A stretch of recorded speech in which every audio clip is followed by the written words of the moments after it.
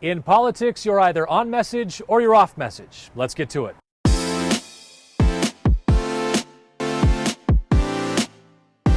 Welcome, everyone, to On Message, a weekly look at where the battle lines are drawn and who is winning the ever-important war of words. This week, setting the tone. For a new governor, the brief period between Election Day and the opening of the legislative session is critical. There's no period of the term more packed with high-profile speeches. You've got the victory speech, the inauguration speech, and the State of the State address.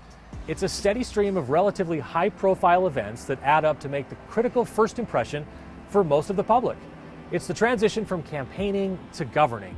And with an ongoing pandemic, the first COVID-related press conference was also a tone-setting opportunity for the new governor. And I think the Cox team was actually really smart in how they handled it.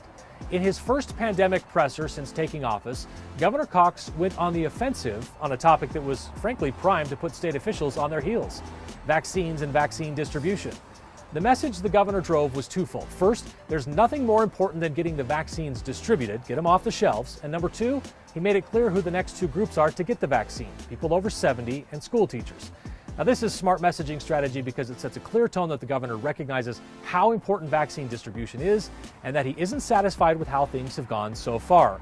Mostly, it's the right move because he's not sitting around waiting. He's getting ahead of the difficult questions. One thing the Cox communication team should be pushing local media to do: how about reporting the vaccine distribution numbers in the headlines every day? Put them right there next to the number of confirmed cases and the number of deaths. Balance the good with the not great at all. Also, find a way to put a face on the story, or even better, several faces. Show people getting back to work or back with families because they've been vaccinated. Getting the public's focus on vaccine distribution is smart communication strategy, provided you're actually doing a good job of distributing the vaccine. So, of course, good comms needs solid policy behind it. The Cox team has done a good job of dictating the message so far. Now the health department needs to back up the talk. On the national scene, after the images of Trump supporters storming the U.S. Capitol became the rare unspinnable story, Twitter and Facebook each suspended the outgoing president's accounts.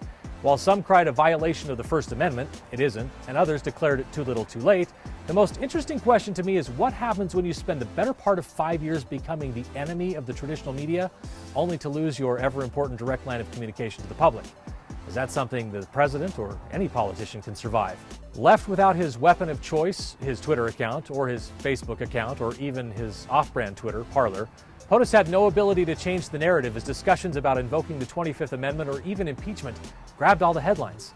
Well, with only days remaining in his presidency, we aren't likely to see anything close to the full impact of a social media banishment, but it does show us how incredibly powerful the top social media platforms have become and why it is still valuable to cultivate at least a respectful and workable relationship with the Fourth Estate. It'll be interesting to see what lessons politicians derive from this important, albeit brief, case study. That's it for this week. More On Message in the next issue of Utah Political Underground. Don't forget to like this video and subscribe to our YouTube channel. Check out new issues every Friday at utpolunderground.com. And you can check out the Underground Podcast Network, including my conversation with Representative Robert Spendlove. That's available wherever you prefer to find your podcasts.